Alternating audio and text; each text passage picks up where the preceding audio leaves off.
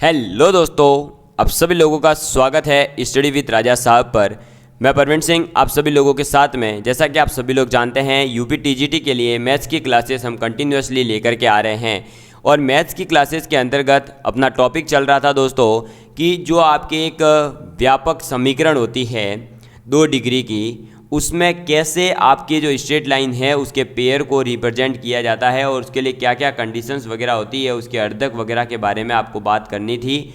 और आज मैं आप लोगों को दोस्तों हिंदी मीडियम में पढ़ाने वाला हूँ, यानी शुद्ध हिंदी हम आज यूज करने वाले हैं। तो आप आज का पॉइंट लिखेंगे सबसे पहले कि कल जो हम एक इक्वेशन पढ़ चुके थे, क्या थी दोस्तों, ax² plus 2hxy plus by² plus 2gx plus 2fy plus c बराबर 0, जिसके अंदर अगर डेल्टा बराबर 0 आता है, यानी इसके जो abc plus 2fgh minus af² minus bg² minus ch² बराबर 0 आ जाता है, तो ये दो रेखाओं के युग्म को व्यक्त करता है। उसमें भी कंडीशन थी कि अगर h² ग्रेटर देन है ab तो रेखाएं काटेगी, h² बराबर ab है तो रेखाएं समांतर होगी, h² अगर लेस देन ab है तो रेखाएं एक बिंदु को क्या होगी दोस्तों, एक बिंदु को अग्रसर है, यानी कि आपके जो है ये कभी भी एक दूसरे को कट नहीं करेगी। समझ में आ गई थी। इन दोनों रेखाओं के बीच का कोण थीटा बराबर आप निकाल सकते थे, कैसे, tan थीटा बराबर में अंडर रूट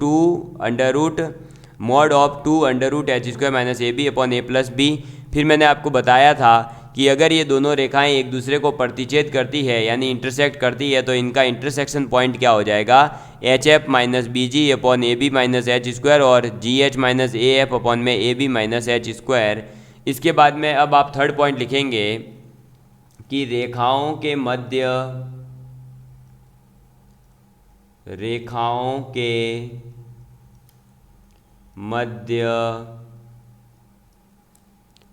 कोण के समद्विभाजकों का समीकरण। ठीक है, तो किसकी बात करने वाले हैं, जो दोस्तों आपका इक्वेशन 2 लाइंस को रिप्रेजेंट कर रहा है, पेयर ऑफ लाइन को रिप्रेजेंट करता है ना, तो इसका मतलब 2 लाइनें हैं। तो उन 2 जो लाइनें बनी हैं, ये इस टाइप से मान लीजिए कि आपकी 2 लाइनें बनी हैं, तो इन दोनों लाइन के बीच में एक कोण है थीटा। तो इस थीटा कोण का जो समद्विभाजक होगा वो मान लीजिए ये है। तो इस समद्विभाजक की अपन समीकरण लिख रहे हैं, ये मान लो L1 है, तो अपन L1 की समीकरण क्या होगी वो मैं आपको लिखवा रहा हूँ। तो वो क्या होगी, वो इक्वेशन हो जाएगी x माइनस एक्स डैश का स्क्वायर माइनस वाई डैश का स्क्वायर, और ये डिवाइड हो जाएगा किससे दोस्तों, ये डिवाइड हो जाएगा a माइनस बी से। ये इक्वल हो जाएगा आपके किसके, x माइनस एक्स डैश और multiply y minus y dash divide by ये क्या हो जाएगा h। समझ में आ गई बात। जहाँ पर आपका ये जो x डैश और y डैश है, ये एक क्या है, इनका प्रतिच्छेद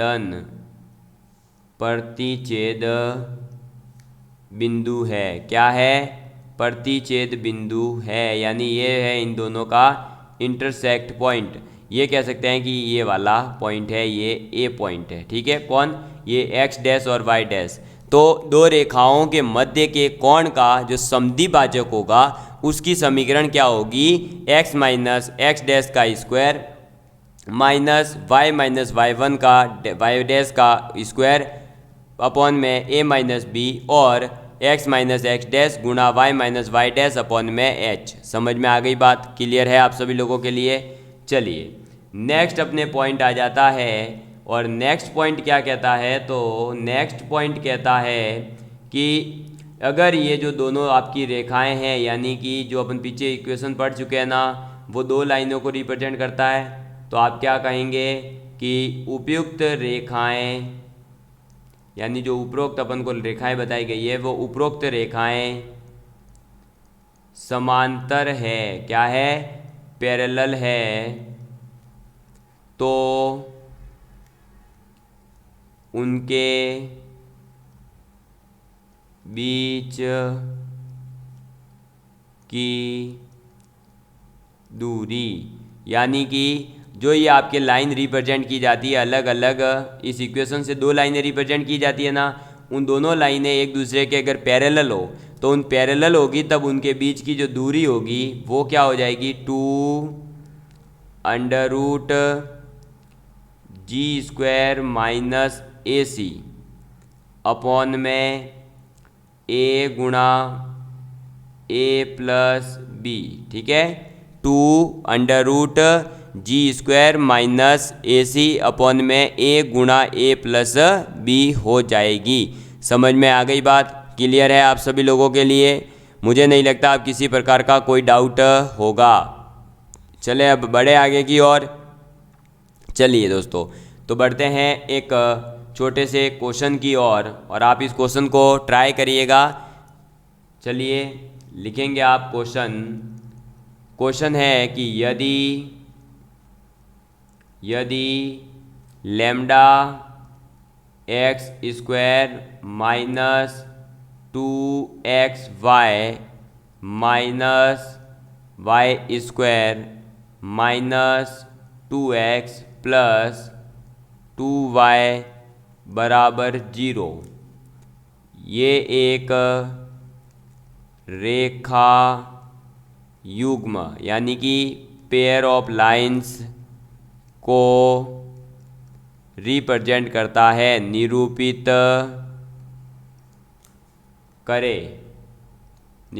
करे तो लैम्डा का मान ज्ञात कीजिए। समझ में आ गई बात? तो आपके पास में क्या है दोस्तों, आपके पास एक इक्वेशन दी गई है, वो इक्वेशन है लैम्डा x² माइनस, ये वापस मैं लिख देता हूँ, लो, lambda x² minus 2xy minus y² minus 2x plus 2y बराबर है 0। समझ में आ गई बात? ये आपकी एक इक्वेशन है। ये अगर पेयर ऑफ लाइंस को रिप्रेजेंट करती है तो आपको पता होगा कि इसमें कंडीशन क्या थी अपनी, ABC plus 2FGH minus AF² minus BG² और माइनस CH² बराबर क्या हो जाएगा, 0 होना चाहिए। तो ये कंडीशन अपन लगा देते हैं। तो अब इसके अंदर आपको पता है x² का कोफिशिएंट होता है a, तो यहाँ मैं लिख देता हूँ कि a बराबर तो हो जाएगा लैम्डा, ठीक है। फिर h बराबर क्या आ जाएगा, तो h होता है x और y का कोफिशिएंट, इसका मतलब h बराबर हो जाएगा -2/2 यानी कि हो जाएगा -1, क्योंकि ये क्या होता है 2hxy होती है, तो 2h = -2 यानी h = -1। फिर आपके b बराबर -1, c बराबर कांस्टेंट इसमें है नहीं तो 0, और f बराबर 1 क्योंकि ये क्या होता है fy होता है, और g बराबर क्या हो जाएगा -1। समझ में आ गई बात? तो a आ गया, b आ गया, c आ गया, f आ गया, g आ गया और h आ गया। इन सबको ऊपर वाली इक्वेशन में पुट कर दो, तो a, b और c, तो आपका ये क्या हो जाएगा 0, क्योंकि c है वो 0 है, तो ये 0, और अल्टीमेटली अगर हम देखें तो जहाँ भी c आ रहा है वो सब 0 है, ये भी 0 और ये भी 0, इनका काम कंप्लीट, ठीक है। अब बचा 2FGH, तो 2 गुणा f की वैल्यू 1 गुणा g की वैल्यू -1 गुणा h की वैल्यू -1, फिर माइनस a की वैल्यू लैम्डा और f की वैल्यू कितनी है 1, तो इसका हो जाएगा स्क्वायर, माइनस b की वैल्यू कितनी है -1, g की वैल्यू कितनी है -1 का स्क्वायर, बराबर में क्या है ये 0। तो ये हो जाएगा देखो -1 गुणा -1 प्लस 1 गुणा 1 गुणा 2 ये जाएगा 2, फिर माइनस लैम्डा, क्योंकि 1 का स्क्वायर 1 ही होता है तो ये लैम्डा आएगा, और इधर -1 का स्क्वायर हो जाएगा +1, और +1 का गुणा -1 से -1 और -1 का गुणा माइनस से यानी ये +1 बराबर में 0। तो हम कह सकते हैं कि लैम्ब्डा बराबर कितना आ जाएगा 3। आ गया लैम्ब्डा बराबर 3। बस यही हमसे पूछा था कि अगर क्या हो लैम्ब्डा की वैल्यू, ताकि जो आपको ये समीकरण दी गई है ये समीकरण एक रेखा युग्म को निरूपित करे। तो ये रेखा युग्म को कब निरूपित करेगी, जब लैम्ब्डा बराबर 3 होगा। और किसी भी समीकरण के रेखा युग्म को रिप्रेजेंट करने की कंडीशन क्या थी, तो कंडीशन यही थी कि ABC + 2FGH - AF² - BG² - CH² बराबर में कितना होना चाहिए, 0 होना चाहिए। समझ में आ गई बात, क्लियर है आप सभी लोगों के लिए। तो ये चीज़ आप लोगों को याद रखनी है और रट के रखनी है। समझ में आ गई बात। चलिए अब बढ़ते हैं अपन आगे की ओर। तो नेक्स्ट अपने जो है दोस्तों कुछ एक नया कॉन्सेप्ट आ जाता है, वो आप लिखेंगे। और वो कॉन्सेप्ट कहता है कि आपके यदि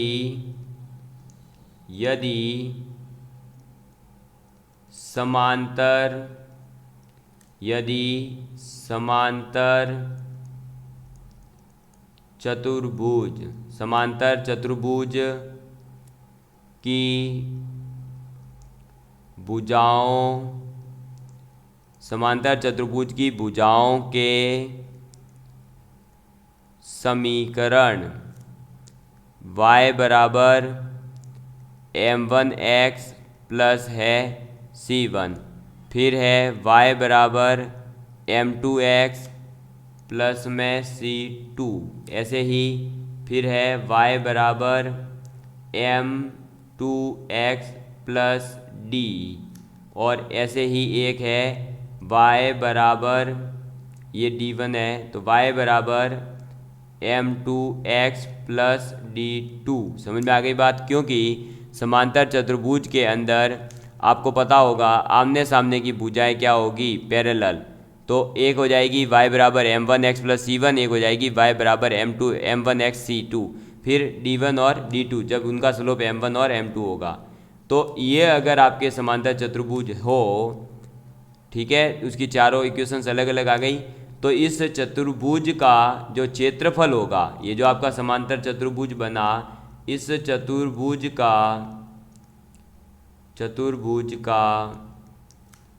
समीकरण, तो इस चतुर्भुज का समीकरण क्या हो जाएगा, तो समीकरण हो जाएगा, सॉरी, चतुर्भुज का क्षेत्रफल, समीकरण तो अपने पास 4 दे ही रखी है, इसका क्षेत्रफल यानी ये जो चतुर्भुज है, इस चतुर्भुज का क्षेत्रफल जो है दोस्तों क्या हो जाएगा, मॉड c1 माइनस c2 गुणा d1 माइनस d2, और ये डिवाइड हो जाएगा किससे, ये डिवाइड हो जाएगा m1 माइनस m2 से। समझ में आ गई बात, क्लियर है आप सभी लोगों के लिए। तो अगर आपको चतुर्भुज की 4 अलग अलग जो इसके समांतर भुजाएं होती है, उन समांतर भुजाओं में चारों की समीकरण आपको दी गई हो, तो आप अगर उसे का एरिया निकालना चाहते हैं तो आपको कहीं भी उसकी जो साइड वगैरह है उसकी हाइट वाइट का पता होना या उसकी लेंथ कितनी है वो पता होना ज़रूरी नहीं है।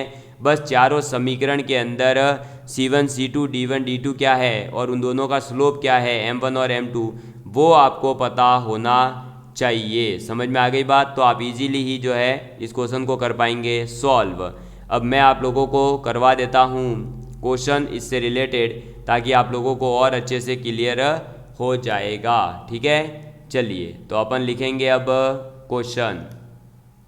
तो आप लिखिए क्वेश्चन, और क्वेश्चन है कि अगर x प्लस वाई बराबर है 1 और x प्लस वाई बराबर है 3 और 3x माइनस 4y बराबर है 1 तथा एक समीकरण है 3x माइनस 4y बराबर में 5 से निर्मित पैरेलल समांतर यानी पैरेलल चतुर्भुज चतुर्भुज का क्षेत्रफल ज्ञात कीजिए। ठीक है, चतुर्भुज का क्या करेंगे, क्षेत्रफल ज्ञात करना है। अगर हमें उसकी चार समीकरण, चारों साइड जो होती है अलग अलग उनकी दे रखी हो तो ठीक है, तो हम क्या करेंगे, हमें कुछ भी नहीं करना है, ऊपर वाला फॉर्मूला लगा देंगे। तो एरिया यानी क्षेत्रफल बराबर क्या हो जाएगा, देखिए मॉड C1 माइनस C2।